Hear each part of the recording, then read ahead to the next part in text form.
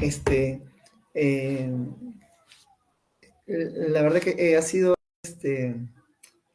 rápido que con ustedes, con la ayuda de otros, he podido contactarme con ustedes y no sé mucho su... Yo sé que a veces le representa, ¿no? A veces que les deciden, pero creo que es suficiente con que de repente ustedes digan, ¿no?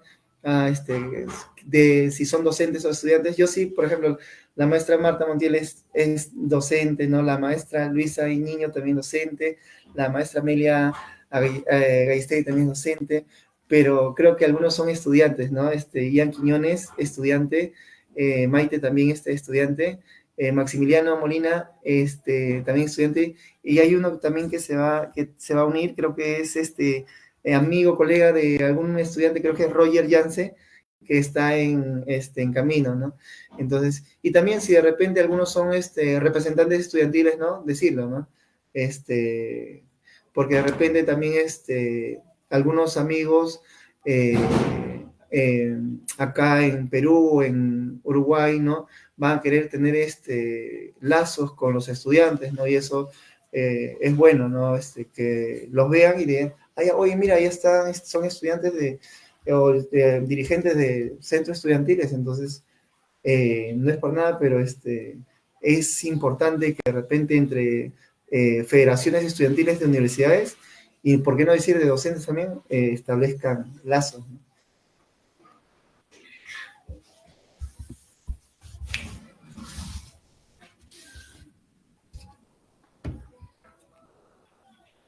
¿Listo, Francisco?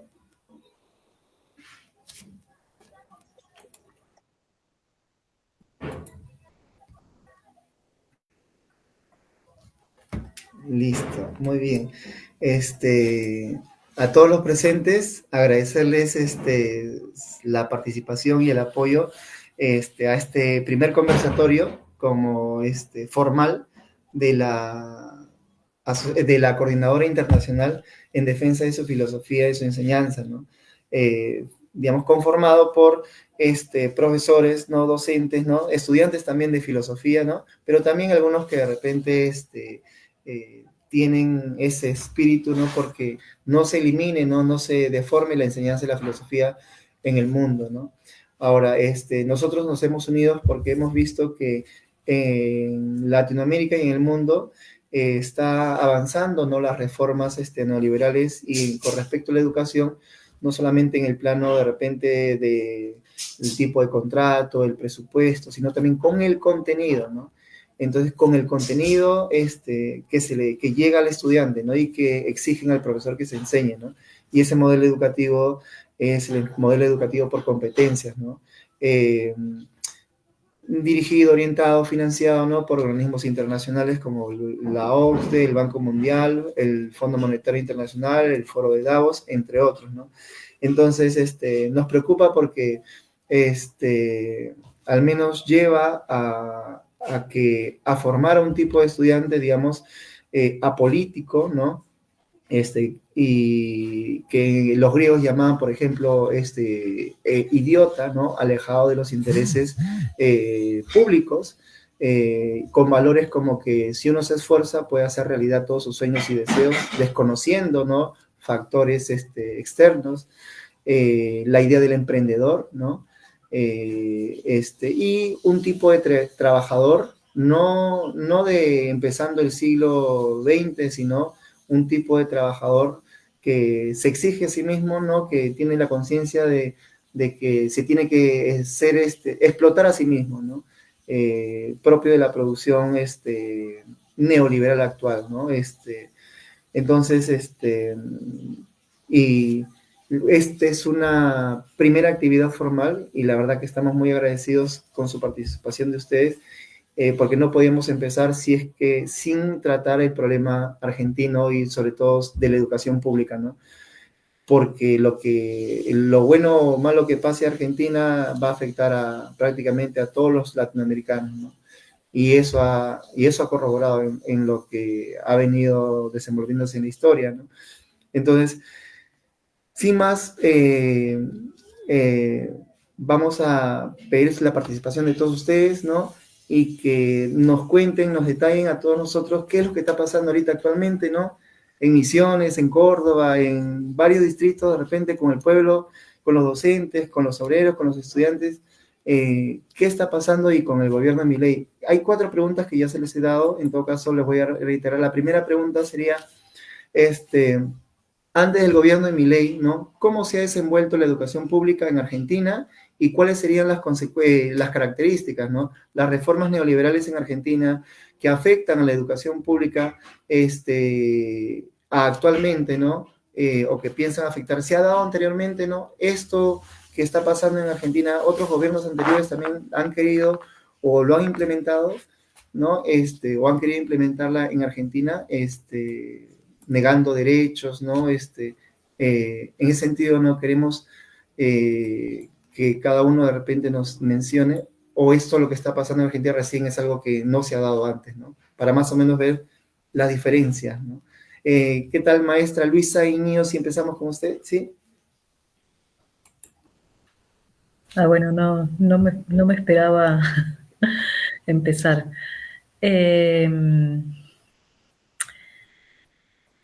A mí me da la sensación de que hay como sustrato de estas políticas que se han propuesto, hay un proceso bastante prolongado que, bueno, depende a quién se siga, pero algunos lo datan de la década del 80, incluso antes. En principio de segregación de la población escolar en, en escuelas que se diferencian entre sí por el origen social de sus estudiantes. Y eso es un proceso, insisto, que tiene ya muchas décadas y que todas las políticas que parecen, hay alternativamente políticas que parece que lo van a reforzar, como son estas que se han propuesto ahora recientemente, y otras que parecen que vienen a revertirlo. Y tanto unas como otras han sido la forma de desarrollarse esa segregación y esa separación en circuitos educativos diferenciados. Entonces, con además un rasgo bastante característico, sobre todo en Ciudad de Buenos Aires, en Provincia de Buenos Aires, Santa Fe, Córdoba, también en alguna medida Mendoza, que es la participación creciente del sector privado ahí. Entonces, una primera pregunta que yo quisiera plantear en realidad es, bueno, ¿qué, de nuevo, más allá de estas políticas puntuales, de qué habla ese proceso de largo plazo, que además está acompañado por otro, que es la caída del salario real docente, de nuevo, como movimiento tendencial a lo largo más o menos del mismo periodo, con oscilaciones y con una profundización muy fuerte de 2015 a esta parte. Entonces, yo sospecho que, bueno, por ahí el resto eh, de los participantes van a por ahí abundar en otros aspectos de esta cuestión, de cómo se ha desenvuelto la educación pública en la Argentina. A mí me interesaba especialmente hacer énfasis en estos procesos que parecen ser de largo plazo y que, insisto, sobrevuelan políticas públicas educativas de signo aparentemente muy distinto.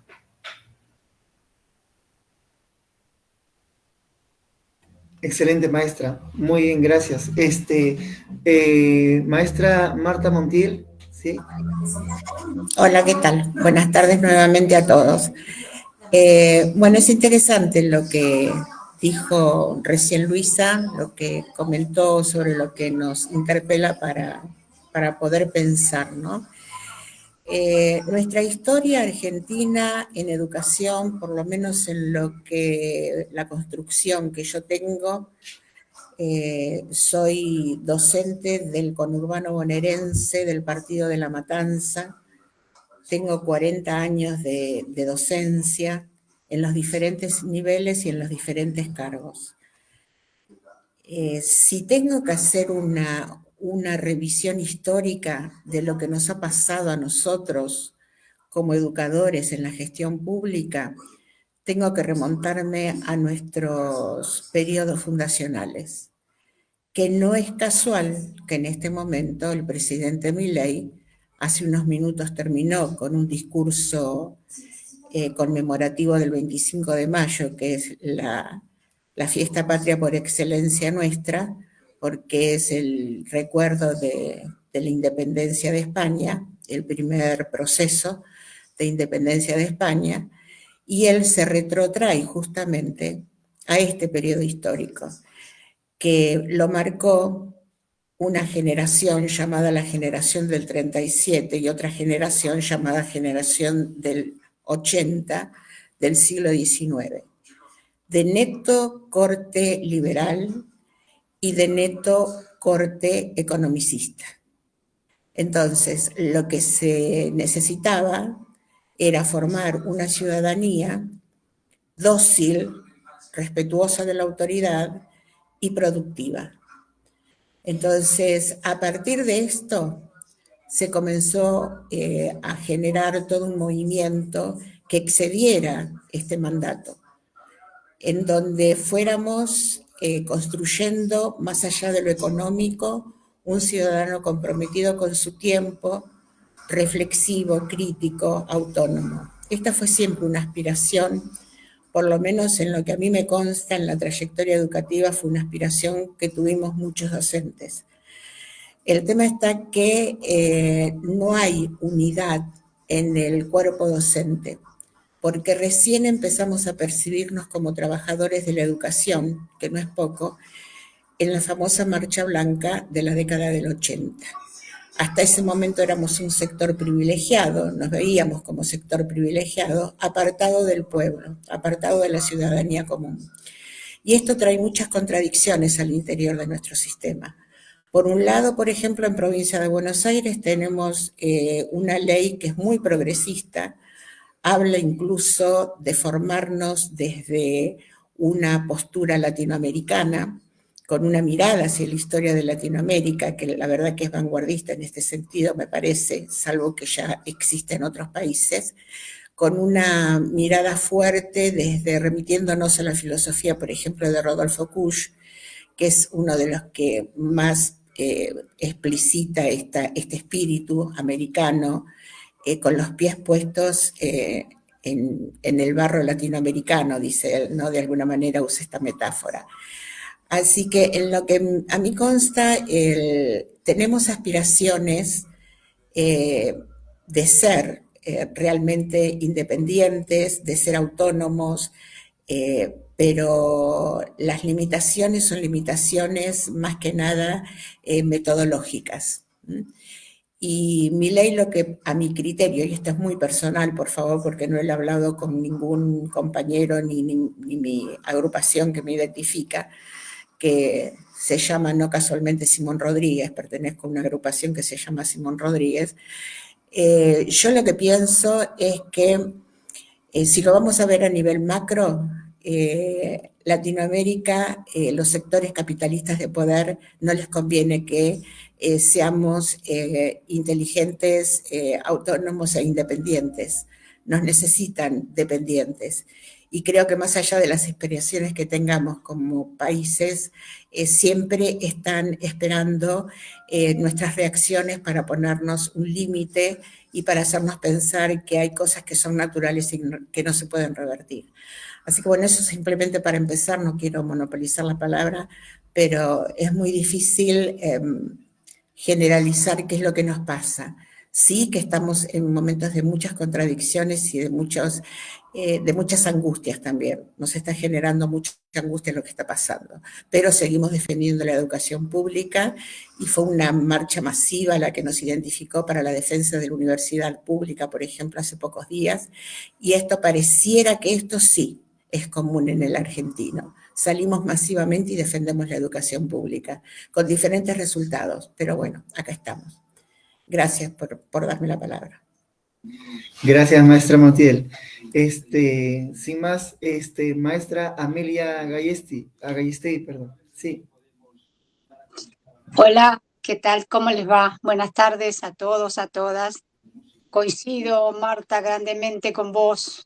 Yo vivo en un pueblito muy pequeño del centro de la provincia de Buenos Aires, pegado a Olavarría, y coincido en estos aspectos que dentro del campo docente, yo soy docente básicamente de nivel superior de formación docente desde hace 20 y pico de años, y coincido en el 99% de los aspectos de lo que ha señalado, y tenemos que recuperar, que ya en los diseños curriculares de la provincia está, una conciencia latinoamericana, como decían nuestros pensadores. Yo trabajo toda la línea de Enrique Dussel y Paulo Freire, recuperar una conciencia latinoamericana, pero creo, no sé si estarás de acuerdo en este sentido, que una de las grandes fallas que tiene nuestra educación es la falta de una epistemología del sur propia. Entonces, seguimos educando, utilizando, si bien los resignificamos, todo lo que querramos decir, seguimos utilizando fuentes extranjeras para educar a nuestros estudiantes, futuros docentes. Es decir, yo pienso realmente, pensamos, esto que decías vos de que los docentes no estamos unidos y que pasa, por ejemplo, entre el nivel universitario y el nivel terciario. La universidad nunca estuvo cerca de los institutos terciarios de formación docente. Entonces tenemos dentro de los institutos formados, gente formada en la universidad, pero que carece de ese sentido de territorialidad que sí construimos los docentes, muchísimos de nosotros. Y ahí la gran lucha creo que está en esa separación, como decía la colega, o en esa segregación de clases, que pareciera que entre el docente universitario y el docente de terciario hay una brecha economicista que pertenece más a la universidad que a los institutos superiores. Y en cierto modo se degrada la concepción de educador o de trabajador cultural de nosotros, los formadores docentes de nivel terciario. Hay una pregunta de fondo que, como bien decías vos, que está en las bases de nuestra historia, pero en la medida en que no trabajemos con los educandos y con todo aquel que quiera oír nuestra historia, pero no quiero hablar de pueblos originarios, no quiero hablar yo hablo de los habitantes nativos del territorio cuyas raíces debieran estar en el mismo horizonte conceptual de lo que hablamos cuando aludimos a pedagogías extranjeras, a pedagogías sociales o a filosofía. Entonces, si nosotros como argentinos seguimos mirando a Heidegger como el paradigma del humanismo en nuestro territorio, estamos muy mal, hermano, no va a ir muy mal también. Entonces, dejemos de pensar en Hegel, dejemos de pensar en Heidegger, que tienen en la historia occidental un fundamento piramidal, y recuperemos a Kusch, a Roy, a Dussel, a Freire, y decir, a todas aquellas personas que se han interesado en, como decía Kusch, en tener un vínculo sanguíneo con la tierra. Y creo que lo que nos falta a los docentes para unirnos realmente es sentirnos hermanados con el pueblo, pero con el pueblo en general, porque, como decía la colega recién, los docentes en muchos casos hoy mismo se consideran una élite. Y en la medida en que se siguen considerando una élite distanciada del pueblo, no vamos a educar en la conciencia latinoamericana y en la conciencia argentina. El argentino, con su historia sarmientista, todavía sigue aspirando a ser rubio de ojos celestes, todavía sigue aspirando a ser europeo, en el campo de la cultura y en el campo de la educación. Y en esto de los gobiernos liberales, hoy, precisamente que estamos festejando el 25 de mayo, debiéramos leer qué sucedió realmente ese 25 de mayo para entenderlo desde una conciencia crítica y no como una historia novelada, que es lo que hemos estado leyendo hasta ahora. Entonces, si pudiéramos adentrarnos en esas disputas interiores que había la primera junta de gobierno, a las miradas, ya sea mercantilistas, ya sea iluministas, que se tensaron ahí, yo creo que vamos a poder al menos hilvanar alguna idea que tenga que ver con lo que somos y que seguimos repitiendo los modelos que nos hacen daño. Hemos pivoteado en nuestra historia del liberalismo al progresismo, a los gobiernos militares, que ya sabemos lo que han sido, pero mi pregunta de fondo, mi interrogante, desde este estudio latinoamericano que sigo es, yo no sé, colegas, que se ha elegido a alguien que no es ni político, ni estudioso, ni economista. Es como poner, no sé, la fotografía de alguien que está sacado de sus cabales a querer organizar un pueblo. Un presidente que no quiere a sus habitantes, no quiere a nadie, porque ni siquiera se quiere él mismo. Y no estoy hablando de un amor en el sentido del reconocimiento, no sé, humano, sino estoy hablando de un reconocimiento fraternal del otro. Es decir, no podemos pedir de este gobierno que tenemos, que ha sido elegido democráticamente por el 60% de las personas, no nos debemos olvidar, que se pare con una conciencia histórica, porque ganó esgrimiendo, ¿sí?, hacer pedazos la conciencia histórica y hacer pedazos una realidad que consideraban negativa. Y entonces, me pregunto, y les pregunto, ¿cómo puede ser que el 80% de los docentes que yo conozco en mi pueblo y en la ciudad de Olavarría, donde yo trabajo, votaron a Milei? Entonces, es decir, ¿qué podemos hacer ahora los docentes? Luchar, agremiarnos. Y eso que estamos en una provincia privilegiada, en una provincia que nos está conteniendo emocional y económicamente en este periodo de crisis.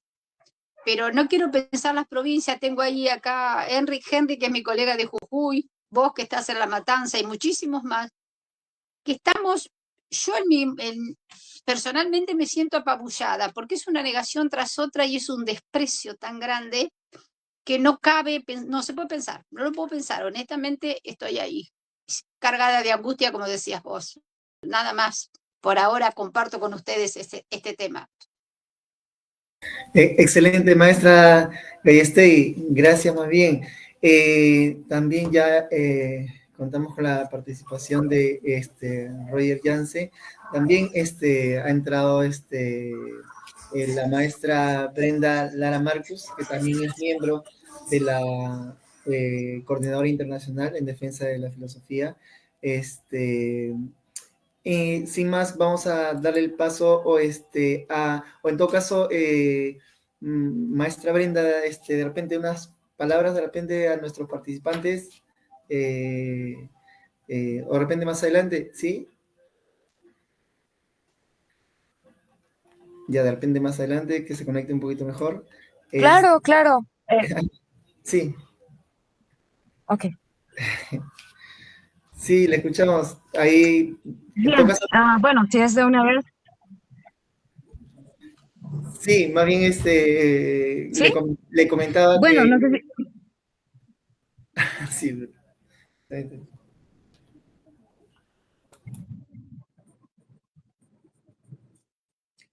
No sé si es el compañero Víctor que se corta o soy yo.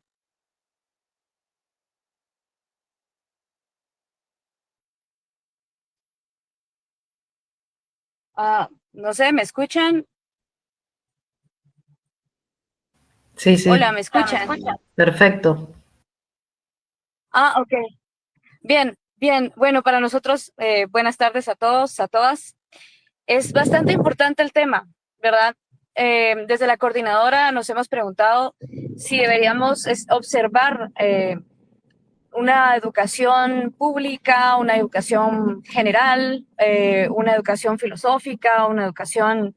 Y llegamos a una conclusión, la educación en general es lo que nos atañe, ¿verdad? No podemos segmentar, digamos, y tampoco podemos dejar de lado lo que está ocurriendo en Argentina, porque es un modelo que podría replicarse y al no tratarlo, a no platicarlo, podría afectarnos a todos en general, ¿no? Son modelos que estos gobiernos con cierta ideología van implantando, van imponiendo y van generalizando.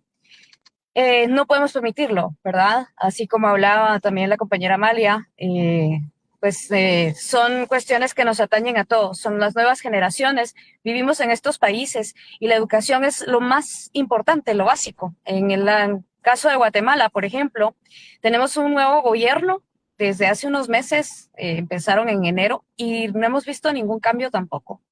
Seguimos arrastrados por una línea de educación neoliberal, una educación utilitaria, una educación que ve poco al ser humano y su función como mujer, como hombre, y solamente ocupa pues una utilidad empresarial, una explotación, y esto sin tomar en cuenta que la humanidad está siendo utilizada y está siendo empujada a la utilización de la inteligencia artificial, que esto a nosotros tal vez en Latinoamérica todavía no nos ha tocado al fondo, pero mientras sigamos abandonando esta educación filosófica, esta profundidad, esta IA, digamos, como le llaman, sigue avanzando, sigue tomando.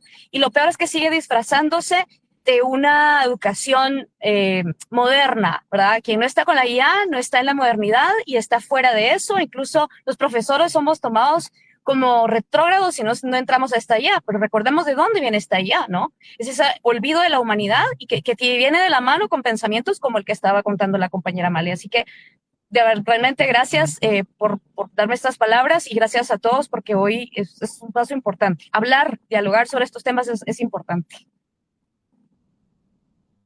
Excelente, maestra Brenda. Gracias, Mabel.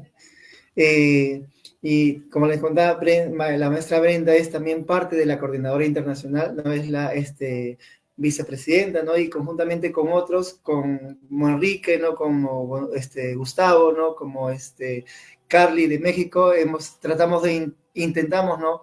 Establecer lazos para poder entender mejor lo que nos pasa, ¿no? Y sin más, continuemos con los demás participantes. Roger, sí, te escuchamos.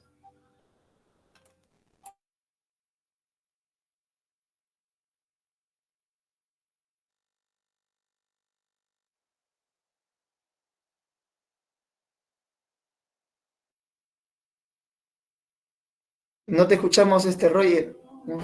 Ahora sí o no? Ahora sí. Ahí. Qué bien.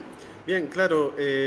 Acá, en mi caso, junto con Maxi, estamos en la Universidad Nacional de Cuyo de Mendoza y en la Facultad de Filosofía y Letras. Y bueno, nos toca ver que la realidad de la educación en general y de la filosofía en particular ha sido afectada inmediatamente después de las primeras medidas y de la asunción de Milei, ¿no? Y inmediatamente porque por las medidas económicas que en parte son la liberación de las tarifas y que, bueno, que eso implica, por ejemplo, la liberación de las tarifas de transporte, ¿no? Que es algo que ataca muy, muy claramente y de una manera muy agresiva contra la posibilidad de poder acceder al transporte, justamente, que es algo básico, totalmente básico, y es algo que ha afectado mucho a la educación porque hay muchos estudiantes que ya no pueden cursar, por ejemplo, y tienen que renunciar digamos, a muchas clases y tener que elegir y reducir la cantidad de veces que pueden usar el transporte, ¿no? Entonces, yo creo que eso, que es algo muy concreto, es algo grave, ¿no? Entonces, eso hablábamos con Maxi. Entonces, digamos, una de las cosas que nos, que nos proponemos es eso, es tratar de visibilizar eso, ¿no?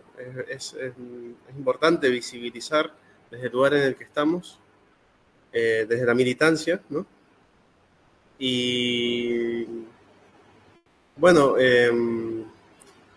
eso podría decir, no sé si por ahí Maxi, ¿qué puede decir? Excelente, Roger. Sí, Maximiliano. Sí, bueno, ¿cómo va? Yo soy Maximiliano Molina, presidente del Centro de Estudiantes de la Facultad de Filosofía y Letras. Y como decía Roger, estas medidas se están notando desde un primer momento y sobre todo ahora con esto que decía del transporte. Por ahí se cometía el error de separar lo que eran las políticas universitarias de lo que son el resto de las políticas que afectan a la sociedad, pero yo creo que hoy más que nunca se ve cómo están interrelacionadas. Como lo comentaba Roger, acá en Mendoza el pasaje subió un ciento, no tengo el número correcto, pero para poner un ejemplo, de un mínimo de 200 pesos pasó a 550. En nuestra facultad hay muchos estudiantes que viajan 45 kilómetros, 60 kilómetros, y esas tarifas, la verdad que se volvieron impagables. Y bueno, todo eso contribuye a un estado de la educación que ya venía, digamos, con ciertos problemas que siempre convenía tratar, digamos, y analizar, pero ahora sumado a un contexto general en donde está muy complicada la situación para todos, nada, ha afectado fuertemente a la educación para mal, digamos.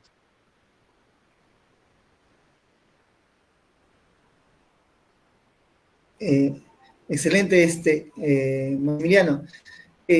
Sí, la otra colega, Maite. Bueno, hola a todas y todos. Sí.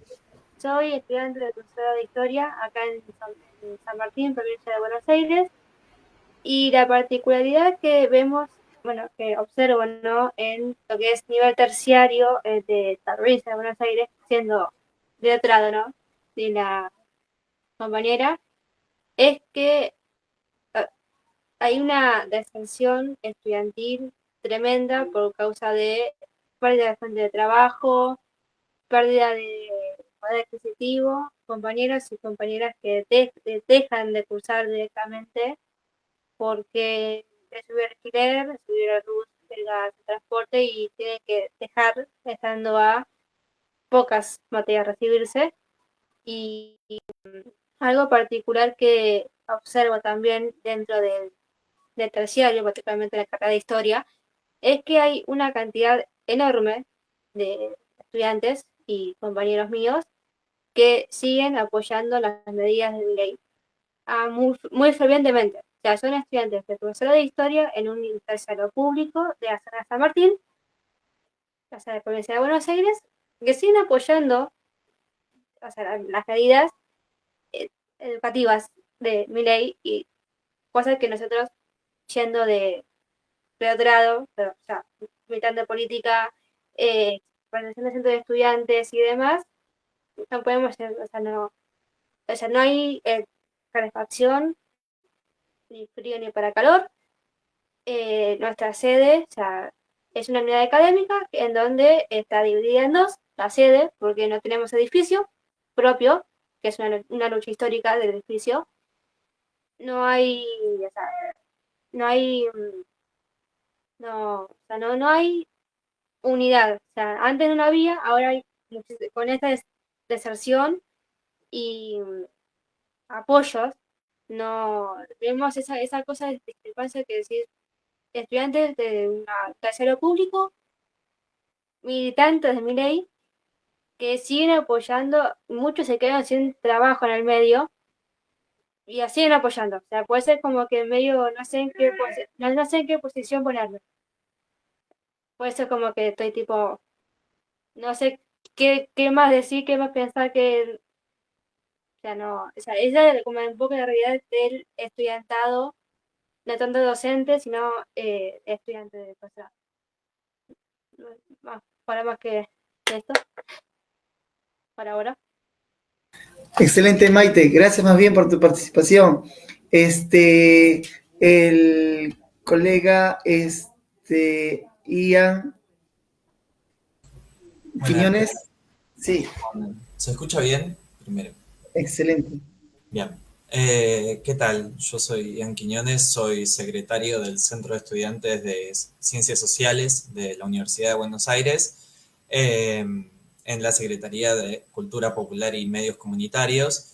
Y un poco, para iniciar, retomar un poco lo que decían las colegas docentes, también estoy haciendo mis primeros pasos en la docencia, pero me parece importante resaltar un punto que se empieza a notar en este momento de crisis, que es la fragmentación que tiene el sistema educativo argentino, en el sentido de la distancia entre el mundo universitario de las universidades nacionales, que tienen una extensión federal bastante desplegada, digamos. Son 59 universidades nacionales y hasta el año pasado estábamos discutiendo la apertura de más universidades nacionales en relación a los institutos de formación terciaria, a los institutos de formación docente y los demás niveles educativos, inicial y secundario, eh, que digamos son una de las bases del movimiento popular argentino, siempre muy movilizado, siempre con una capacidad de discusión estratégica que otros fragmentos de los sectores populares, de los sectores trabajadores en Argentina no siempre tienen. Y eso siempre facilitó que el movimiento educativo sea un vector muy potente del conflicto social en un momento de crisis. Los conflictos de los 90 en torno a las marchas federales educativas, que recién ahora se están empezando a reaparecer, me parece que muestran un poco eso. Respecto a la pregunta de si las reformas neoliberales se habían dado antes, yo creo que sí. Me parece que el sistema educativo argentino funciona bajo una base liberal que se abrió en los años 90, que en el nivel superior, que es lo que me toca en este momento, se expresa con este congelamiento de la cuestión presupuestaria que está funcionando a valores de 2022, digamos, porque funcionamos con el presupuesto 2023, pero un presupuesto que se votó en el Congreso a finales de 2022, digamos. En un escenario inflacionario eso hace que el sistema educativo esté funcionando a un tercio de su capacidad en el nivel superior.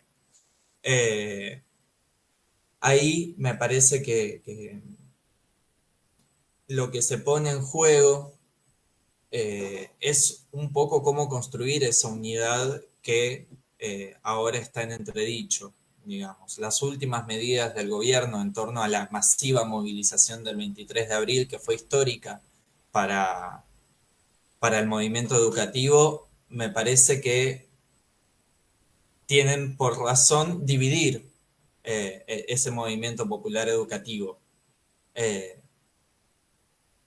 ¿En qué sentido? En el sentido de le dan presupuesto a una de las universidades, que es la Universidad de Buenos Aires, una de las que tiene más estatus, más centralidad en la geopolítica de la educación, digamos, en el país, y fragmentando la negociación por presupuesto con las otras instituciones de todo el país, digamos. Que cada universidad se gestione por su lado el presupuesto, y lo que hace al dividir ese reclamo es también ignorar el reclamo por salarios docentes, por salarios no docentes en el nivel superior.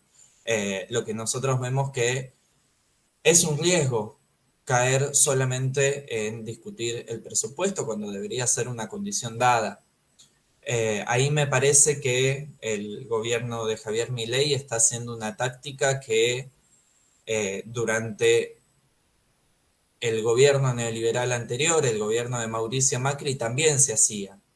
El ministro de Educación de la ciudad de Buenos Aires, donde yo también hice mis estudios secundarios, decía que había que tirar muchos tiros al arco para distraer y en todo caso que uno entrara, digamos, ¿no? Como es un conjunto de ataques en un montón de frentes, en un montón de sectores sobre los cuales no sabemos muy bien cómo reaccionar todavía, ¿no? Te ataco el presupuesto por un lado, te desfinancio el sistema de ciencia y técnica por otro, te desfinancio la cultura. No hay paritaria nacional docente, o si hay es hasta el 9% de aumento en un contexto inflacionario de más de 100, y eso genera que como sectores movilizados no sepamos muy bien para dónde apuntar. Me parece que esa es una táctica que se vino perfeccionando en el último tiempo por parte de los sectores de derecha, liberales en la Argentina, y que tienen esta oportunidad de practicarse a nivel nacional por primera vez de esta manera tan violenta y tan radical. Y destaco este punto de que es algo que los estudiantes del nivel secundario y del nivel terciario en la Ciudad Autónoma de Buenos Aires ya veníamos viendo hace mucho tiempo que nos atacaban de esta manera. En los últimos años en la Ciudad Autónoma de Buenos Aires se hicieron 3 reformas sucesivas al sistema educativo de la ciudad, introduciendo, por un lado, prácticas no pagas en quinto año, sacando currícula de las materias de ciencias sociales, en particular de historia, pero también introduciendo una serie de sistemas de competencias y de créditos que antes no existían en la ciudad y que no existían en el sistema educativo argentino hasta donde yo sé.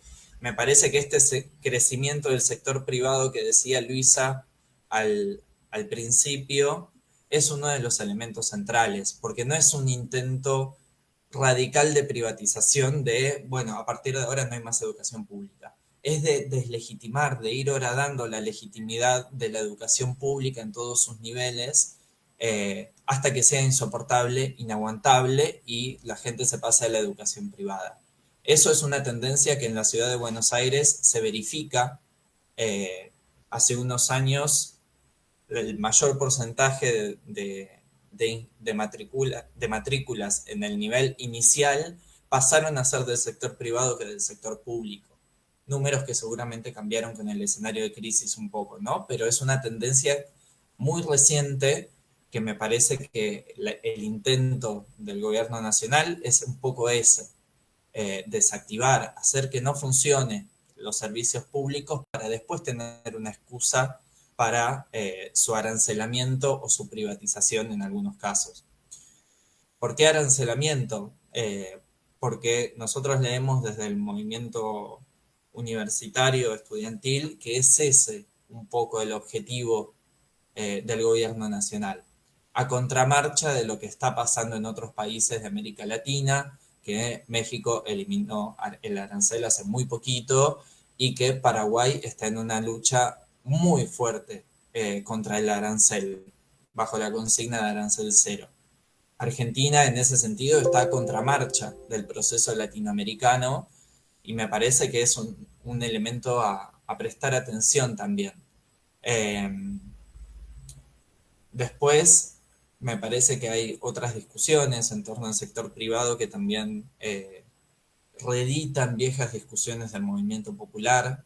El crecimiento del sector privado fue una lucha que fue muy resistida en las universidades con el movimiento de laica y libre en el 58, que es uno de esos capítulos de la lucha popular argentina contra la privatización de la educación pública, y me parece que la lucha actual tiene esa combinación de esas dos temporalidades, digamos, ¿no? Contra la privatización de finales de los años 50, pero también contra la tendencia mercantilista ultraliberal y hipertecnocrática de los años 90, digamos, ¿no? Como que se juntan esos dos tiempos en la memoria de los movimientos populares argentinos, y me parece que es un combo muy potente para pensar y salir del estupor que nos impone el gobierno de Javier Milei. Que me parece que es un estupor que sentimos todos por esa sensación de agobio de que nos atacan por todos lados. Entonces me parece que hay algo de estos encuentros que permite, nada, retomar esas tramas, retomar esas cosas que ya hemos vencido, que ya hemos ganado como movimiento educativo, y que en esta no nos queda otra que ganar. Porque nada, es nuestra perspectiva de futuro, básicamente. Así que nada, eso de mi parte por ahora. Gracias, más bien,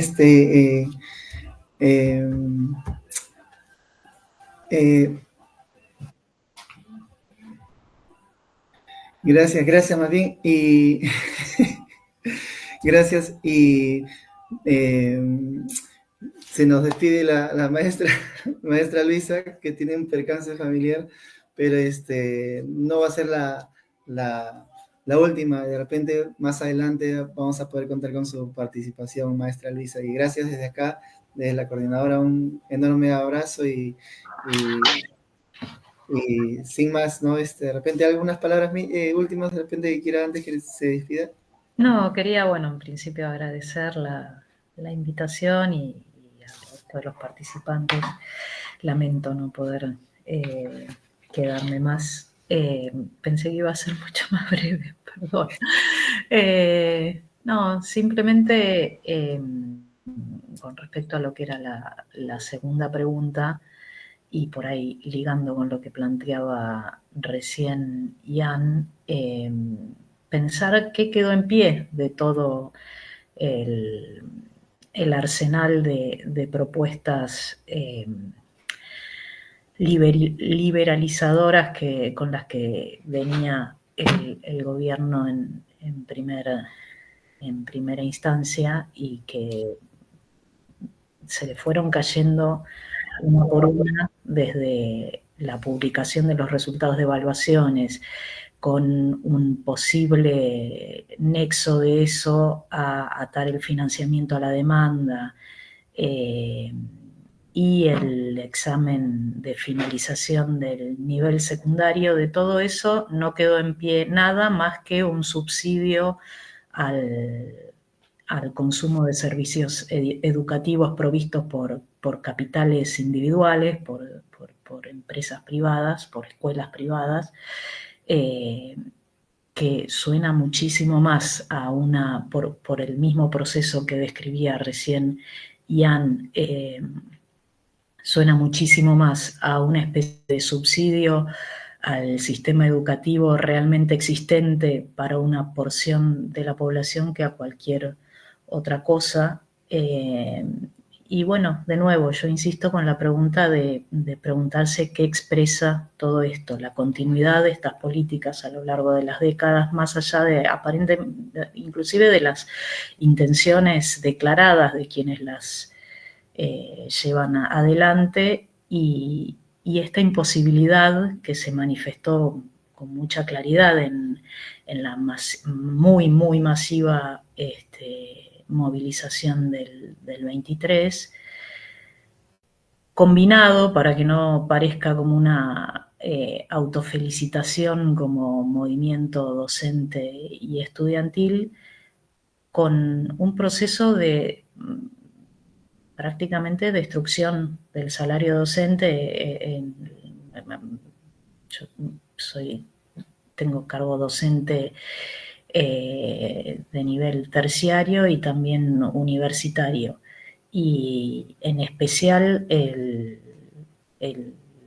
salario universitario se ha como desintegrado sin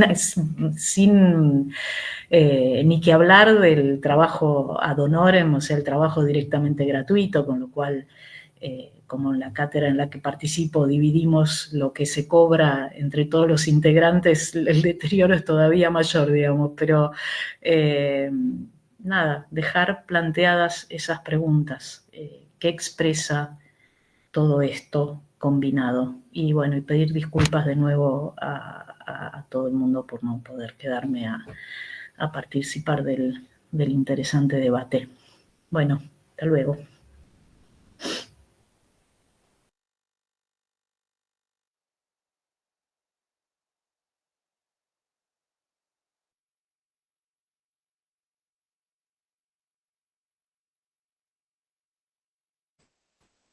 Víctor está Yo silenciado. creo que, Bueno, agradecer a la maestra, ¿no? Que nos ha aportado, ¿no? Con su intervención. Y sigamos con las intervenciones para más o menos entender esto, ¿no? Lo que está pasando en Argentina. La segunda pregunta, como ustedes ven, ¿cuáles son las acciones, las normas, las reformas, etc.? Por ejemplo, la ley ómnibus, ¿no? Que afectan a la educación pública, ¿no? Ahora, ¿no? Y de repente, ¿no? La tercera, ¿no? También lo voy diciendo ya. ¿Cómo creen que, creo que más bien algunos han ya respondido la tercera, ¿no? ¿Cómo creen que han estado ahora el movimiento estudiantil y popular en comparación a décadas anteriores? Pero ahorita la segunda es, nosotros como desconocemos ahorita, no somos de Argentina, y por ejemplo algunos noticieros hablan de la ley ómnibus, ¿no? ¿Qué es eso, no? O en todo caso otras leyes, otras normas que afectan a la educación pública. Hemos visto que en las noticias que hay una gran movilización, ¿no? Popular, masiva, no solamente de docentes, ¿no? Sino también del pueblo en general, obreros, ¿no? Entonces, que algunos hacen, digamos, relacionan así como lo que sucedió en Francia en el 68, ¿no? 1968. Entonces, de repente va a continuar, no va a continuar, pero en este caso, en este momento, digamos, ¿qué está haciendo el gobierno para que haya ese malestar popular, ¿no? En general, ¿no? ¿Qué leyes están afectando ahorita de manera inmediata, ¿no? Con respecto a la educación pública, ¿no? Entonces, eso con respecto a la segunda pregunta. Por ejemplo, maestra Marta Montiel. Bueno, es complejo poder arribar a alguna explicación racional, porque muchos componentes de lo que nos está pasando tiene que ver con lo irracional, y creo que no es casual. La ley ómnibus, a mi entender, no soy de ciencia política, yo soy de ciencias de la educación, pero a mi entender tiene que ver con esto de negar toda una estructura legal que hasta este momento guió los destinos de nuestra sociedad con diferentes resultados, y dar absoluto poder al Poder Ejecutivo.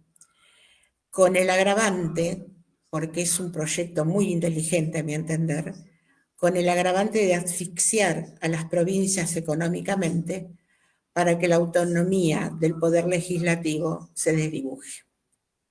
Entonces, tanto senadores como diputados tienen que deliberar éticamente sobre si siguen defendiendo los intereses del pueblo o se someten a los requerimientos de los gobernadores, en algunos casos, para poder solventar económicamente la provincia. Entonces, nos están asfixiando y destruyendo económicamente, culturalmente, socialmente. Están tratando de destruir la educación.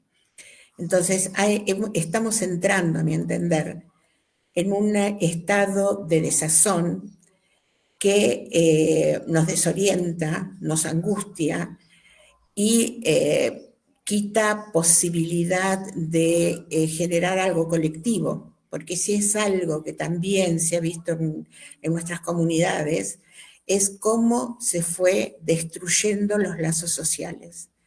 Entonces, yo lo leo esto mucho más complejo en el sentido que el capitalismo, que hasta ahora esta categoría no apareció en este conversatorio, el capitalismo con sus teorías patriarcales, positivistas, ultraliberales, nos están destruyendo como sociedad y nosotros estamos apareciendo como sujetos sujetados a estas lógicas que nos están entrampando en un mecanismo macabro de destrucción.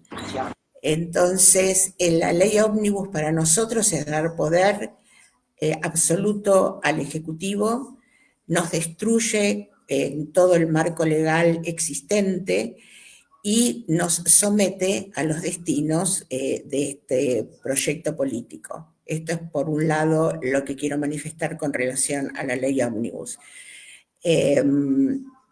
Por el otro lado, la salida tiene que ser una salida de conjunto.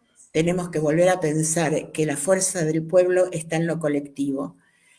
Pero esto, como coincido con los diagnósticos y las descripciones de mis compatriotas que estuvieron conversando hasta ahora, en donde vemos que hay muchas contradicciones al interior de los movimientos y esto nos resta fuerza. Pero realmente creo firmemente en que hay una porción todavía de población que es consciente de lo que está pasando, y yo también formo parte del nivel superior en el conurbano bonaerense, en el Partido de la Matanza, y lo que vemos es que nuestros estudiantes, cuando entienden los mecanismos políticos, económicos, epistemológicos que tratan de dominarnos, tienen la suficiente fuerza y la suficiente pasión para comprometerse con modalidades de resistencia y de confrontación. Me apoyo totalmente en los estudiantes, confío en ellos porque siempre fueron los que marcaron la diferencia. Y yo creo que a ellos es a los que nos tenemos que fortalecer y dedicarle toda nuestra pasión y toda nuestra experiencia para entregarnos a sus sueños y nosotros no destruirlos. Creo que un poco esa es la salida que podemos tener. Gracias. Gracias, maestra Marta. Maestra Amelia Gallesti, ¿qué tal? Sí, de repente, en esa hilación que ha dicho de repente la maestra Marta, algo que tenga que poder compartir con nosotros. Bien, les comento, después me tengo que ir a otra reunión, lo lamento, pero en cuanto a la ley ómnibus, creo que es un mamotreto, como solemos decir, que pretende destruir de raíz todo lo que tenemos, todo lo que hemos construido. Y si nos ponemos a pensar de que la educación, como la hemos concebido hasta hoy, como un derecho humano, debiera estar en el primer lugar, puesto en el centro de todos los debates. Pareciera ser que tanto los diputados como los senadores, en algunos casos prevalece el individualismo más que su nivel de representación. Entonces, mi pregunta es si se está haciendo política, porque si no vamos a pensar, no se está haciendo política, sino que se está negociando desde el punto de vista económico de los mercados extranjeros, no solo la parte económica del territorio, sino el futuro de las generaciones y también la soberanía. Es una cuestión integral, no podemos hablar de un territorio propio, de habitar un territorio si no tenemos soberanía, si no tenemos recursos, si no tenemos una ideología que intente comprender de qué manera hay diputados nuestros que han votado parte de la ley ómnibus y que están en senadores y que realmente estamos pensando qué irá a salir de ahí, porque sería ponerle el punto cúmine a una idea de destrucción. Por ahí dice la salida, como decía la colega recién, y están los jóvenes, en la fortaleza de los jóvenes, pero también me angustia mucho porque siempre los que han ido al frente y los que han puesto su sangre en las calles han sido los jóvenes. Y digo, descansar en los jóvenes este sueño es como lavarnos de las culpas de lo que hemos construido, porque todas aquellas personas que hace años que estamos en educación, pensamos, ¿habremos hecho bien? ¿Habremos educado en la responsabilidad social y humana con respecto del otro? ¿Qué carácter asume la humanidad del otro en esta circunstancia? Es decir, creo, honestamente, con mis años, que debiéramos, como dice la colega, salir a las calles, acompañar, pero también trabajar dentro de los territorios con una profunda crítica dentro de los contextos educativos, que, como decía hoy, viene a colación de muchas cuestiones, y pensar en deconstruir aquello que nos han dicho que hoy no es posible la revolución. Siempre que haya una necesidad, hay un sueño que llevará a una ley y la revolución siempre es posible. Lo que tenemos es que estar todos juntos. Así fragmentado, el mercado nos va a devorar. Pero bueno, estemos juntos, ustedes estudiantes, nosotros docentes, y también los que trabajan en otros niveles de educación secundaria y primaria, pensar que las bases de una educación argentina deben partir principalmente por amor al territorio, por amor a la patria. Entonces, bueno, pareciera una cuestión ingenua, pero desde el punto de vista filosófico, político, ni siquiera hoy me animaría a hablar de política porque no se está ejerciendo la política. Se está ejerciendo, ya les diría, un papel de absolutismo que tiene que ver con las fantasías medievales de alguien que está tratando de minar lo que hemos hecho. Yo no creo que sea una patología, yo creo que es, como decía uno de los jóvenes ahí, algo diseñado estratégicamente para dañar y que no haya resistencia. De todo corazón lamento que tenga que irme, pero bueno, les dejo un abrazo muy grande y estoy a su disposición para lo que quieran consultar. Muchísimas gracias por el espacio y sigamos conversando, hermanos, porque América Latina, yo he recorrido gran parte de América Latina llevando mis ideas y mis sueños, y creo que, como decías vos, recién colega, América Latina está en riesgo. América Latina siempre estuvo en riesgo. El tema es que ahora el ataque es más deliberado y más desvergonzado. Muchas gracias y un abrazo muy grande a todos y a todas y nos estamos viendo. Excelente, maestra. Gracias más bien por su apoyo Adiós. y participación.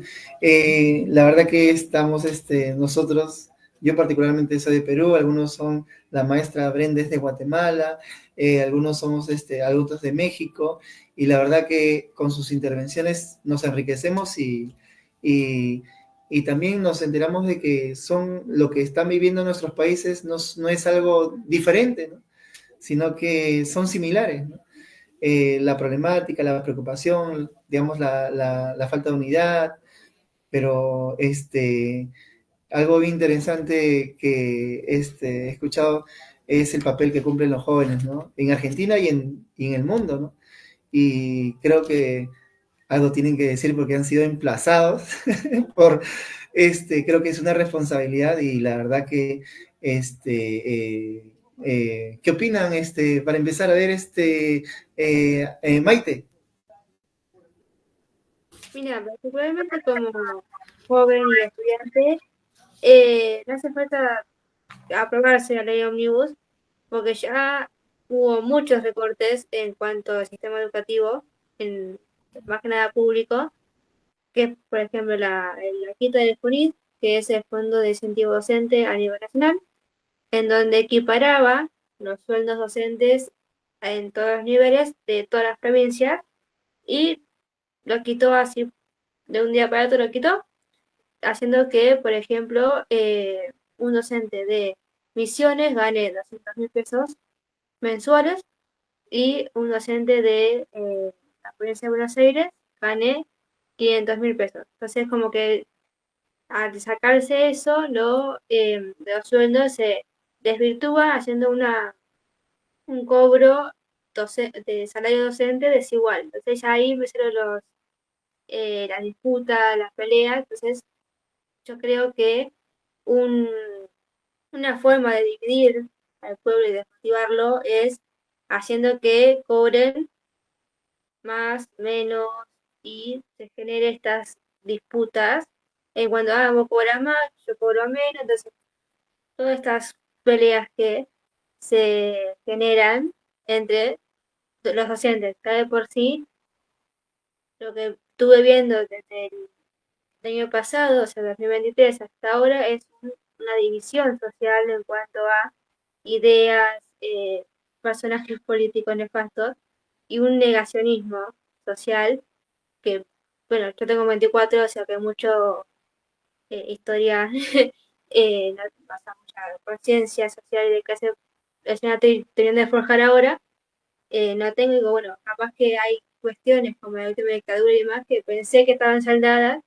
a mis 24 años, ver y resurgir todas estas cosas que ya son cosas que pensé que ya estaban saldadas, pero no.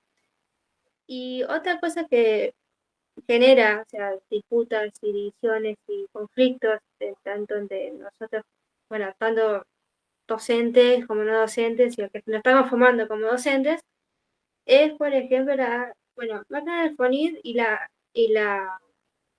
los fondos que envían el gobierno nacional a las provincias para su financiamiento a nivel educativo, que ya no hacen que cada provincia se arregla como puede con los intereses que en la economía que tiene, se maneja como puede y arreglate. O sea, no, digamos, esa es como más o menos su postura de, bueno, yo te dejo de mandar y vos manejate como puedes. A mí no me pida más nada porque no hay plata.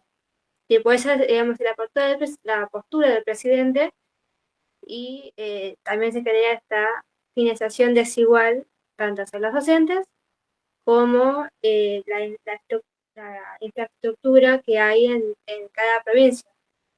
Y entonces como que no saben, no se sabe tampoco para dónde disparar porque, como decía el compañero, te atacan acá, te atacan allá, te atacan a la parte social, la parte económica, la parte política, que te dicen una cosa, que te dicen otra cosa. Entonces hay también una parte de no acción, pero por parte de que no sabes para dónde disparar. O sea, para dónde empezar a luchar porque te atacan de todos lados con miles de cosas y tampoco hay una unión porque, o sea, no sabemos dónde, o sea, bueno, digo, no sabemos porque en mi profesorado, en mi instituto, ya de por sí estamos divididos en dos sedes, por ende no hay unión entre las 6 carreras que hay y entre las otras tampoco no sabemos para dónde disparar porque ya de por sí, bueno, según nos dijeron el profesorado, solamente le bajaron para pagar los sueldos docentes y no hay financiamiento más que pagar sueldos docentes. Entonces, no hay las reparaciones que había antes de la llegada de 2010, porque bueno, antes los giraban con un excedente para reparaciones, para fotocopias, para los, los materiales educativos, y ahora, tipo, te bajo los costos necesarios y, tipo, si necesitas papel higiénico, materiales educativos, las fotocopias, todo, bueno, no sé, búscalo, arreglate. Entonces, como que estamos viendo o sea, paran de disparar más que nada. Eso como que o sea, tampoco es que hace mucha falta el haber aprobado la ley porque te financió de ese lado haciendo un desbalance en cuanto a provincias y todo lo demás en la parte educativa, es más que nada económica. Ahí ya se descompagina todo. Bueno, sería más o menos hasta acá porque así no hablo más. Gracias, gracias Maite, gracias, más bien. Roger Yance, sí, te escuchamos.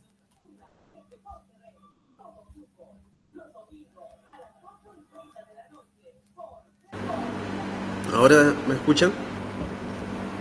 Sí, bueno, buenísimo.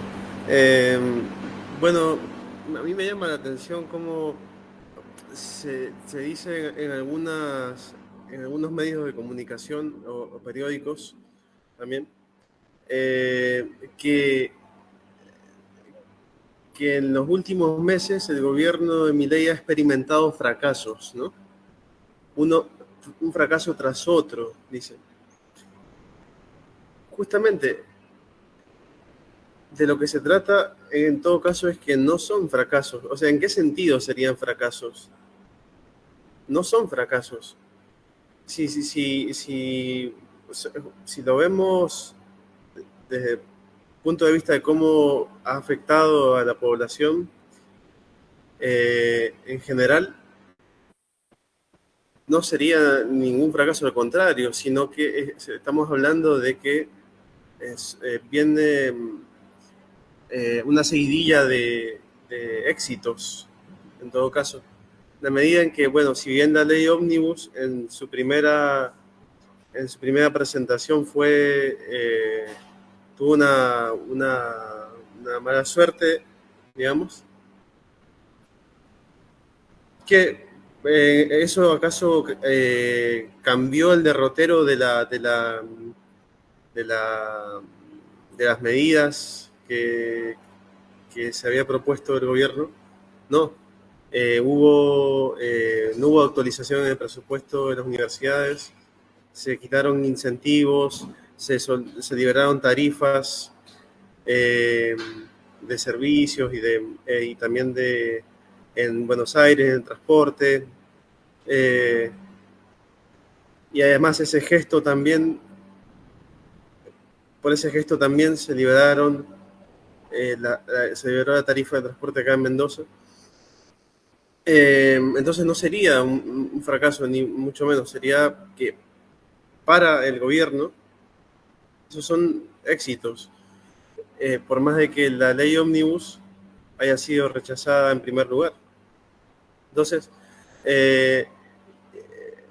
y creo que justamente esto es interesante lo que dijo acá Ian Quiñones, que es que se ha tratado de apuntar a distintos campos, como un patear al arco, una vez tras otra vez. Y eso ha tenido efecto para el gobierno, buenos resultados. Así que ese es el tema. No podemos decir, me parece que no se puede hablar de un fracaso de la ley Ómnibus y por lo tanto tampoco de un fracaso del gobierno de Milei, sino que al contrario, hay que ver en claro que para ellos esto, para el gobierno ha sido una buena temporada, justamente. Eso me parece que estaría bueno, esa cuestión terminológica, revisarla, me parece muy interesante. Excelente, Roger Yancy. ¿Qué tal Maxi Molina? Hola, ¿se escucha? Bien. Sí, un poco respecto a lo que decía Roger, y también trayendo la pregunta que dejó la profesora de, bueno, qué nos ha dejado, qué es lo que busca y por qué está pasando lo que está pasando. Me parece que más allá de que lo que era la ley Ómnibus, por ejemplo, o el DNU en su momento, más allá del éxito en cuanto a lo legal, si se quiere, que podía tener, la verdad es que me parece que vienen a instalar, digamos, un cierto modelo o una cierta idea, bueno, que ya lo nombraban, tiene que ver con el mercantilismo, con la meritocracia, como todos estos valores de corte neoliberal. Y se van instalando, incluso por ahí se pueden llegar a usar como argumentos a su favor. Recordemos que Milei llegó al poder luchando o posicionándose como una persona que estaba en contra de la casta, más allá de que, bueno, todos sabemos que estas medidas benefician a lo peor de la casta en Argentina.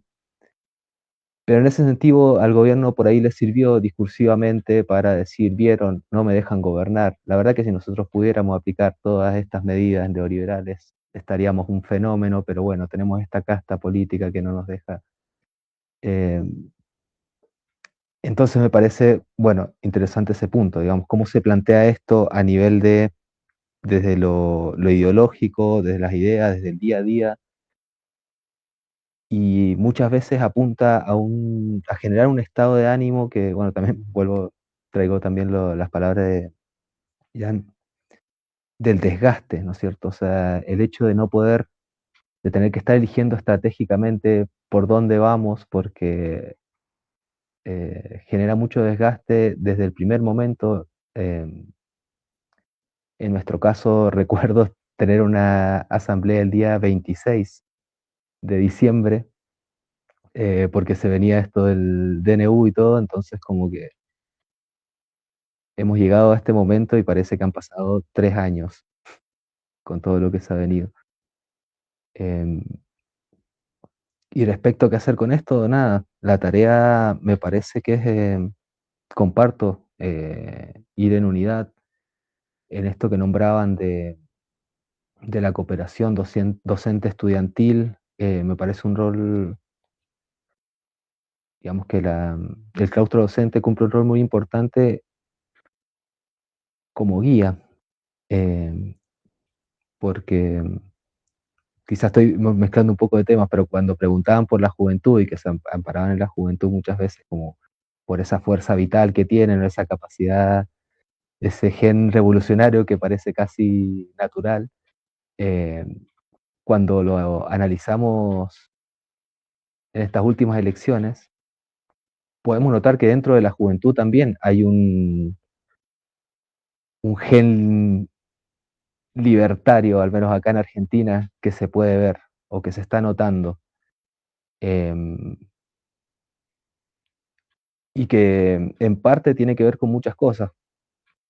Por un lado, la poca conciencia histórica muchas veces, de pensar esto como novedad, de pensar que esto no se ha vivido. Muchas personas que no han vivido, por ejemplo, los 90 en la Argentina, que han visto, si se quiere, por ahí políticas que bueno, no los han podido ayudar como ellos quisieran, pero muchas veces se ignora, digamos, ese camino histórico y todas las conquistas sociales que se han logrado con las que ellos ya contaban, digamos, al momento de o realizar sus estudios o vivir su vida. Entonces, esa falta de perspectiva me parece que es lo que ha calado en muchos de los jóvenes que han optado, digamos, por la opción de Javier Milei, digamos, como ese término. Entonces, volviendo a eso, me parece que la labor docente también de comentar estas cosas, de establecer una conciencia histórica, me parece muy importante.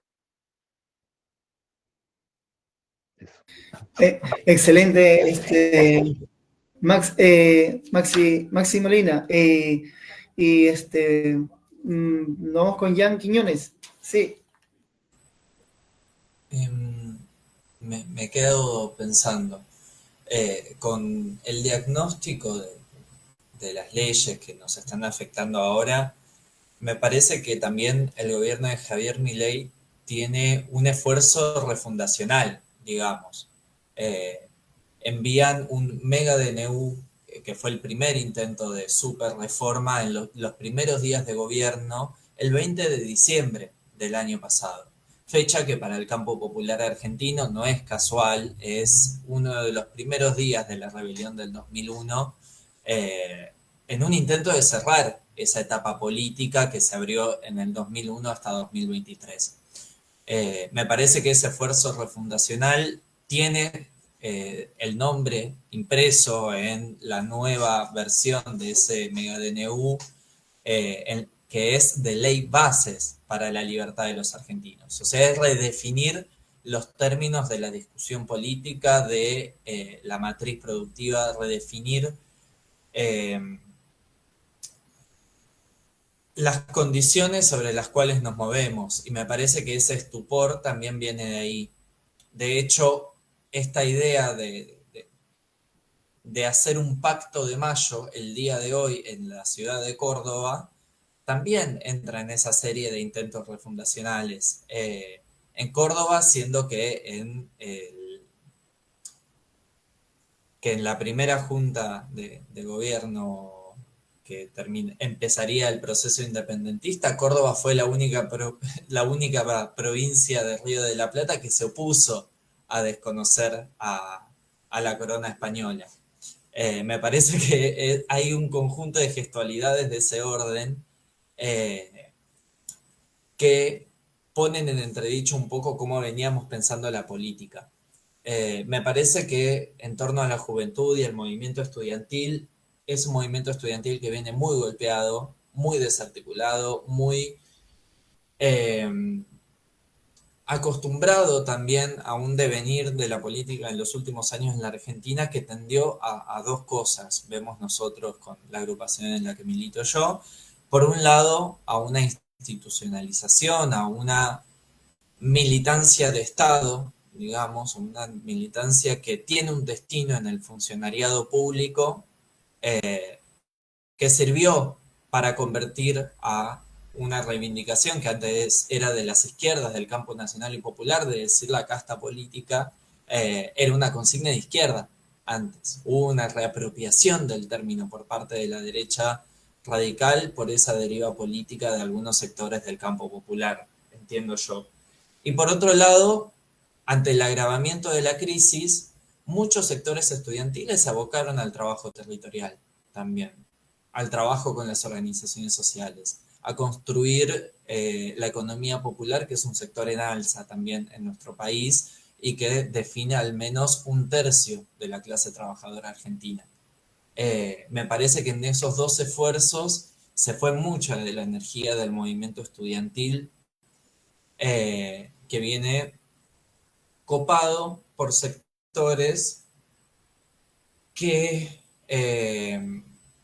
le dieron una fuerza prestada a la movilización del 23 de abril, la movilización educativa que tuvimos.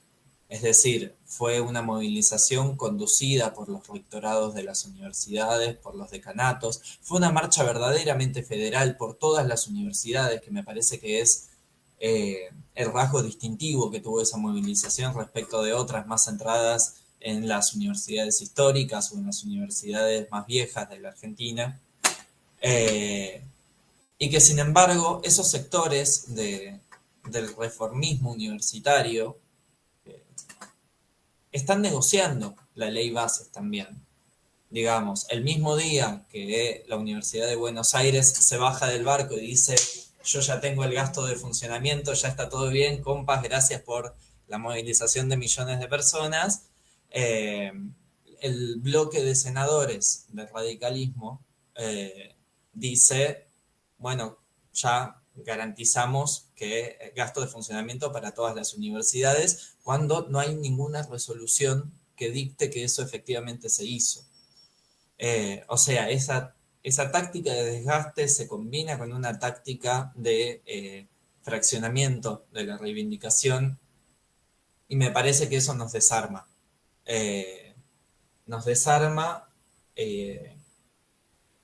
Y me parece que uno de los desafíos pendientes también, como para pensar también la cuarta pregunta, que un poco los compañeros también venían trayendo, esa unidad va a demandar también una serie de repensar el campo popular, de repensar de qué manera se articula, de qué manera se construye una consigna, de qué manera los movimientos populares nos vinculamos con el Estado. Así que nada, eso como un conjunto de cositas también para retomar.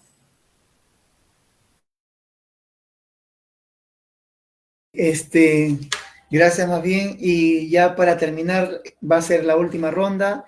No queremos abusar más de su tiempo, más bien sería la última intervención.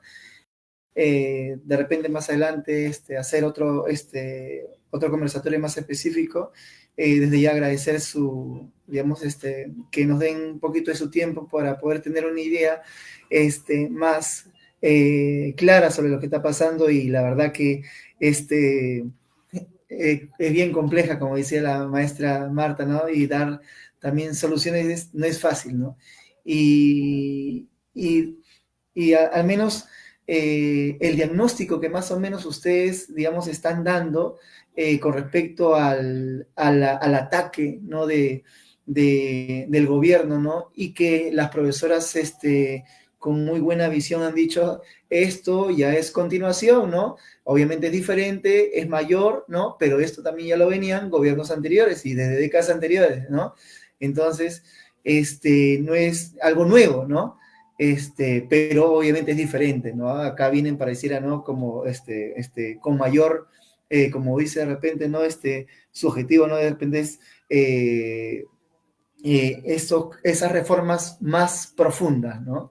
Ahora, y también la apreciación que tienen con respecto a los jóvenes también es cierto, ¿no? Y también el hecho de que esa apreciación que tienen con la falta, digamos, que haya un sector de jóvenes que haya votado por Milei, ¿a qué se debe, no?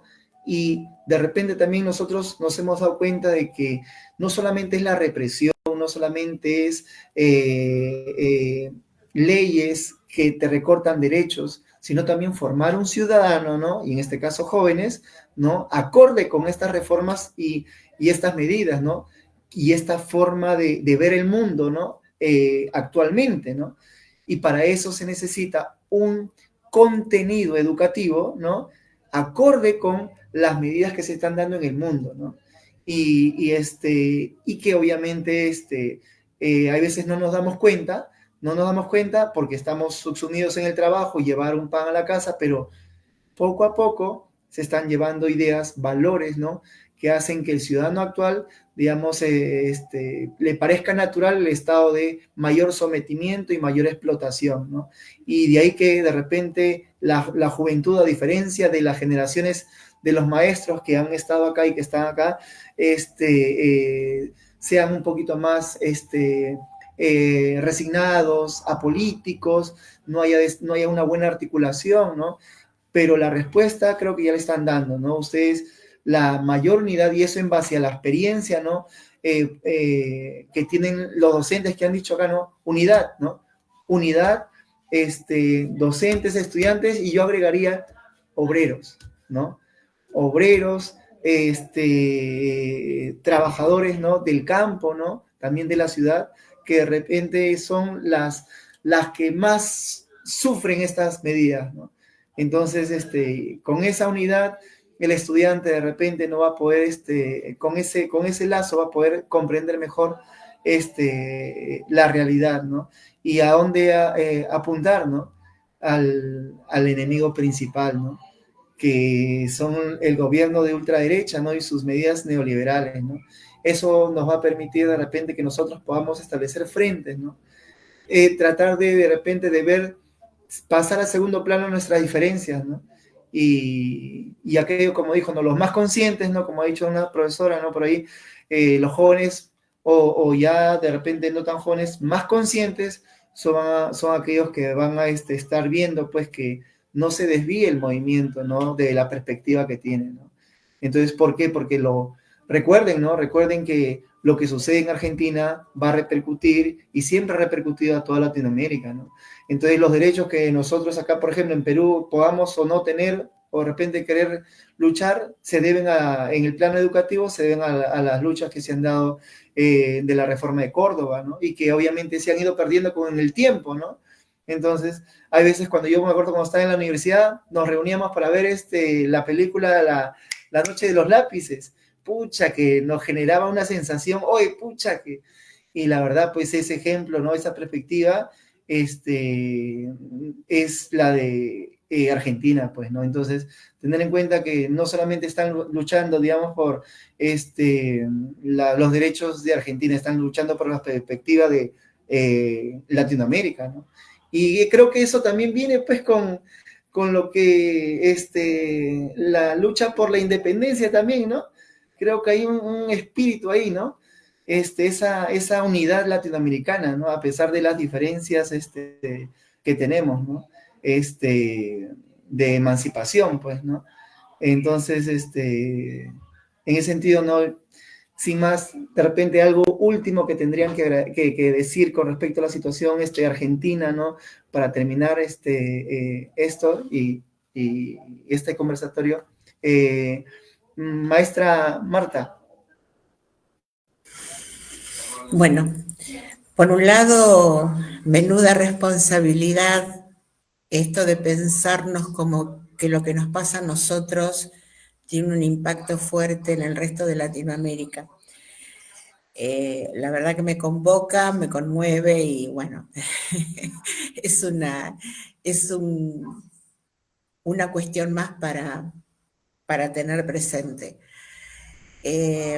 Me parece que una de las grandes responsabilidades de lo que hoy nos pasa es no tanto la figura de Milei, sino qué pasó en nuestros últimos años de ejercicios políticos que permitió que la subjetividad de nuestros compatriotas aceptara la figura de Milei como la opción seria para gobernar nuestro país. Me parece que hubo un deterioro, como decía una compañera mía, en el ejercicio de la política. Yo no considero que no se haya ejercido política.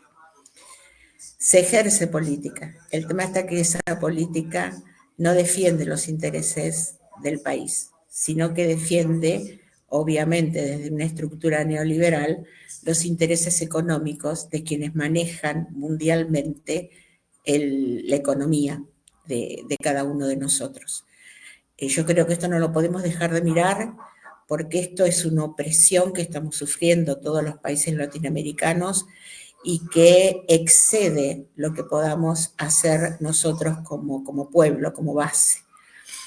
De todas maneras, somos docentes, somos del campo de la educación y como dice nuestro filósofo Carlos Cuyen, la educación, el docente nunca puede perder la esperanza de que alguna diferencia en la sociedad podemos implementar.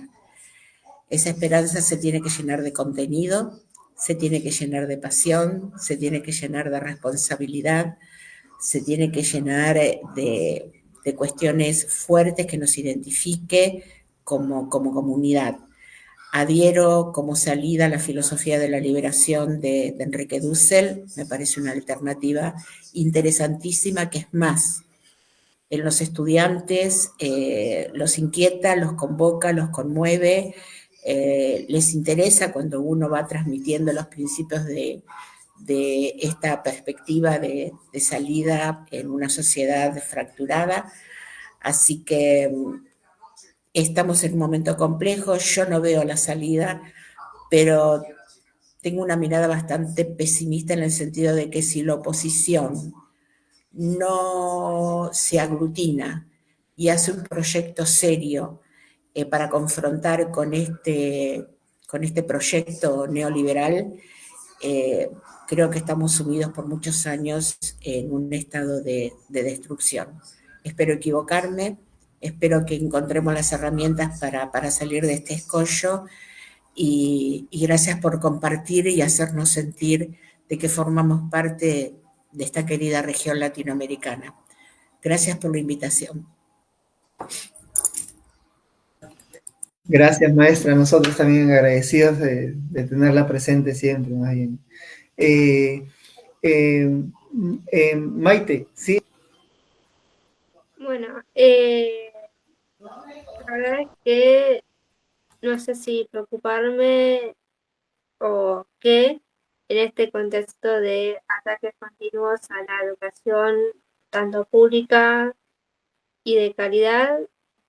O sea, es una cosa de luchar contra un modelo que ataca y o sea, particularmente no veo una forma de contrarrestar a estos discursos tanto de odio y negacionismo.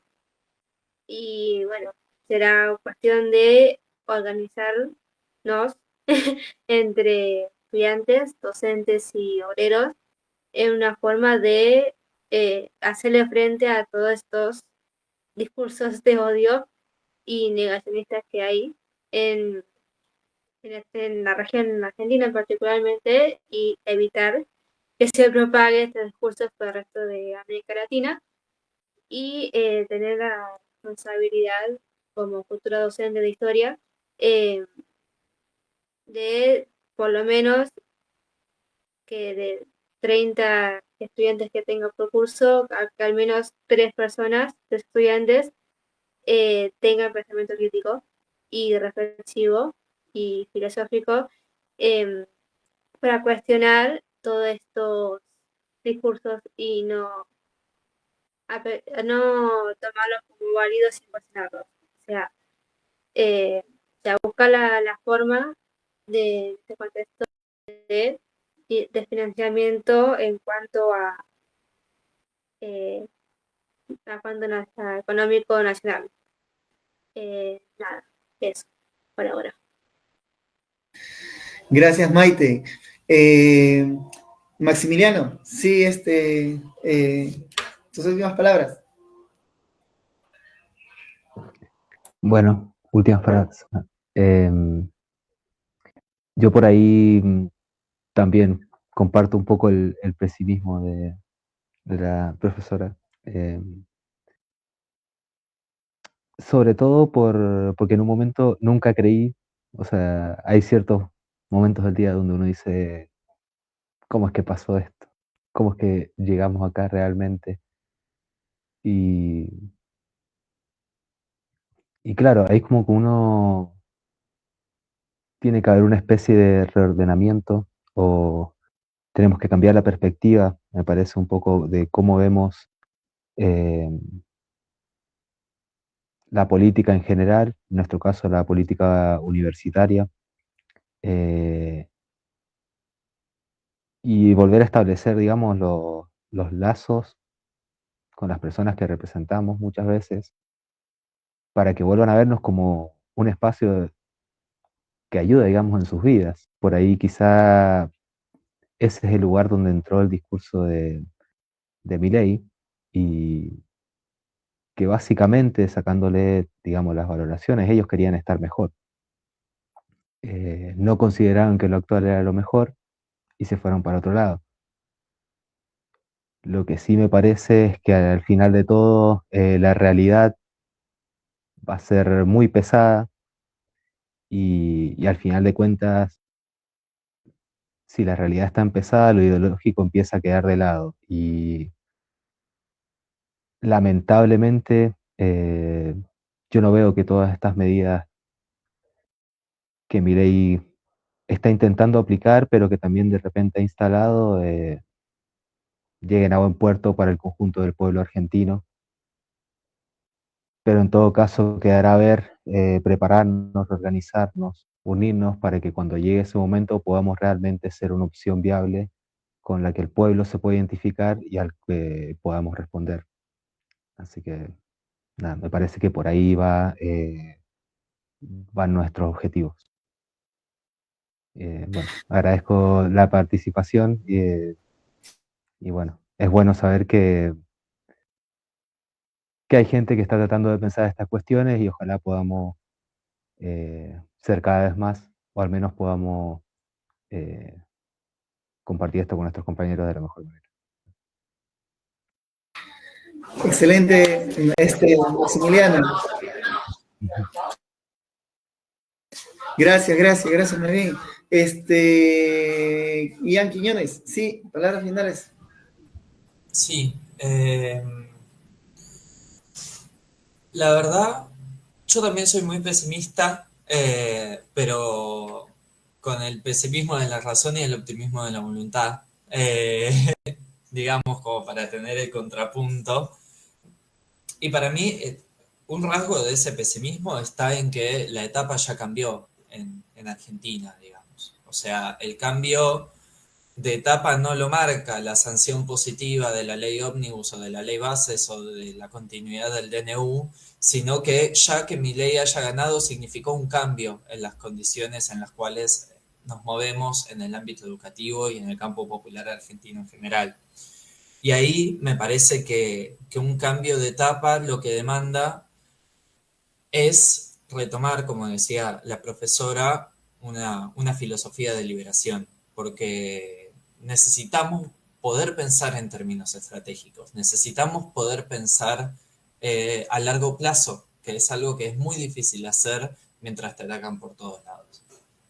Necesitamos poder pensar al sistema educativo argentino, y en particular la parte que me toca, el sistema universitario, como un vector del desarrollo nacional que solo puede ser un desarrollo regional, digamos, porque hay algo que se dice mucho, que es que un individuo no se realiza en una comunidad que no se realiza. Lo mismo, una liberación nacional no puede suceder sin una liberación regional, y no al revés.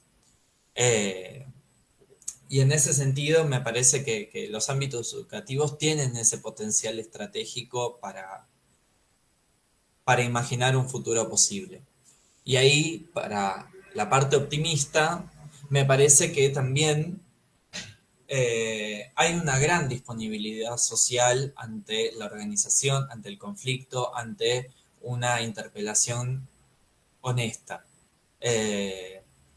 Porque lo que se demanda también es una representación auténtica que reconozca el estado de crisis en el que estamos, pero también la radicalidad de las respuestas que son necesarias. No nos alcanza con conservar lo existente o defender los derechos que ya tenemos. Tenemos que poder imaginar esas libertades que nos faltan, que desean los reformistas de verdad, del 18, de 1918. Y un elemento más, estamos a 3 días de otra fecha histórica en la Argentina, que es el Cordobazo, que es uno de esos capítulos de unidad entre obreros y estudiantes, en medio de un clima represivo y de un clima de reforma social por arriba muy fuerte, en medio de un gobierno militar. Me parece que ese tipo de ejemplos nos van a permitir hacer emerger algo por lo bajo, porque lo que es necesario es que haya esa disponibilidad social organizada para poder bloquear cualquier proyecto de pacto de poder que se esté intentando hacer por arriba. Coincido con la profesora de nuevo en el que si la oposición no se organiza en rechazo, se abre una etapa oscura. Yo creo que estamos en un momento en el que estamos discutiendo las condiciones que tiene el campo popular para esta etapa, pero el campo popular lo que va a hacer es bloquear ese pacto de poder, como se pudo bloquear el pacto de mayo que supuestamente se iba a formar hoy con los gobernadores. Me parece que la batalla es larga y va a ser dura, pero es necesario poder pensar en esos tiempos largos, poder pensar en esas imaginaciones de futuro larga, porque si no la ansiedad del presente continuo nos va a llevar puestos. Así que nada, eso como para cerrar un poco como la venimos viendo también desde el Frente Patria Grande, que es el lugar donde yo milito, y un poco también los desafíos que considero son las tareas para el próximo tiempo. Excelente, creo que nos llevamos muchas ideas, ¿no? Y enriquecidos todos nosotros. Y solamente al menos antes de terminar y de darle espacio de repente a Enrique o Brenda que puedan dar, o Francisco también que puedan dar sus últimas intervenciones. La filosofía de la liberación, dice Enrique Dussel, que tiene una influencia, entre otras, ¿no? Es un peruano, es Augusto Salazar Bondy, que también reflexionó por esas décadas de los 60 del siglo XX sobre una filosofía de la liberación. Ahora, pero Augusto Salazar Bondy tiene una influencia también, entre otras, ¿no? Con respecto a eso, que es José Carlos Mariátegui. Y José Carlos Mariátegui, justamente frente al pesimismo y el optimismo que lo menciona, él decía, Yo soy pesimista y optimista. Pesimista de la realidad y optimista en cuanto al futuro, ¿no? Porque la realidad es trágica, ¿no? Es difícil, ¿no? Pero optimista en cuanto al futuro. Yo pienso que la humanidad, si bien a veces ha retrocedido, ¿no? Gobiernos nazis, ahora, por ejemplo, lo que está pasando con Israel y Palestina, ¿no? Pero la humanidad y su progreso no se detiene. Y estos gobiernos, ¿no? Y sus medidas no pueden detener el avance de la humanidad, ¿no? Y creo que en ese sentido puede haber retrocesos, puede haber de repente dirigencias, puede haber compañeros que nos traicionen, ¿no? Pero creo que ahí de lo negativo se saca lo positivo, ¿no? Argentina tiene una gran experiencia de lucha, que la unión que ustedes han dicho, ¿no? Entre docentes, estudiantes y obreros, va a poder que no se descubra la pólvora, que de repente ahí donde vean que se está cometiendo un error se señale y sus luchas puedan llegar a buen puerto y la unidad sea cada vez mayor, ¿no? Y tener en cuenta, ¿no? Que su lucha de ustedes es la lucha también de nosotros, ¿no? Sus derechos que puedan alcanzar o que les pueden arrebatar son los derechos y arrebatos que también nos quitan a nosotros, ¿no? Entonces, sin más que decir, de repente también Enrique, Antonio o Brenda, para despedir este conversatorio, unas palabras finales, o Francisco. Sí, buenas tardes. Bueno, me parece que dentro de todas estas intervenciones que han enriquecido el debate a lo largo de estas 2 horas casi,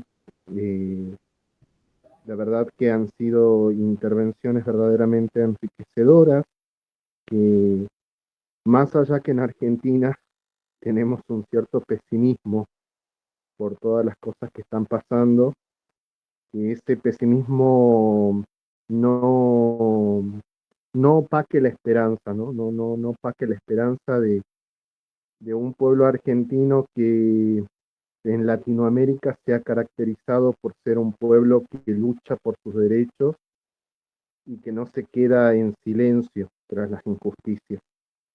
Así que bueno, en este momento ya de ir haciendo un cierre de este espacio de debate de la coordinadora internacional, ahí bueno, ya luego va a tener las palabras Brenda. Quería agradecer personalmente y también, bueno, al igual que el resto de los integrantes de la comisión directiva, a todos quienes se dieron un espacio en esta tarde bastante fría aquí en Argentina y que han podido compartir con nosotros estas 2 horitas, ¿no? Con estas intervenciones que son necesarias para dar a conocer al resto de Latinoamérica cuál es la situación que se está viviendo en Argentina y sobre todo en torno a la educación, ¿no? Ahí bueno, ya les dejo la palabra a Brenda. Gracias, Enrique. Maestra Brenda, le escuchamos. Gracias. Pues mi admiración siempre al pueblo argentino. Siempre me ha parecido un país, como decía Enrique, que lucha, al igual que Chile, al igual que Brasil. Realmente ya quisiera yo que en Guatemala pudiéramos tener la fuerza que ustedes tienen, así que los insto a continuar porque son un país que ha sido unido, son un país que ha marcado tendencias en muchas cuestiones políticas, no digamos en la educación, y que no se está dejando y que es parte de la historia. Ustedes están escribiendo la historia de la educación en Latinoamérica. Han tenido el coraje de, digamos, pues ser inclusivos en ciertos aspectos que para muchos países realmente nos da un poco de miedo, digamos. No es tan fácil para nosotros en países conservadores romper ciertas barreras que ustedes han logrado y que es admirable, insisto. Y pues gracias por toda esta participación en la coordinadora, pues que recién está formándose, que recién está tratando de visibilizar, ayudar a visibilizar todas estas problemáticas y que con los conversatorios se logra realmente tener un archivo, digamos, o una línea de tiempo de lo que va ocurriendo. El año pasado platicábamos sobre varias situaciones, creo que estaba España también, si no recuerdo mal, y bueno, han pasado también por algo similar y esto nos ayuda. Conocer a profundidad todas estas problemáticas y las luchas de ustedes nos ayuda porque en un momento, espero, podamos en países como el mío, tan conservador, podamos levantarnos y podamos hacer algo similar a lo que ustedes han hecho. Aprendemos de ustedes. Así que gracias por todo eso, gracias por esta tarde y arriba, a seguir luchando Argentina, que estamos con ustedes el resto de Latinoamérica. Gracias, maestra. Entonces, nos despedimos con todos. Gracias, más bien. Gracias. Chao por su participación. Nos vemos. Chao.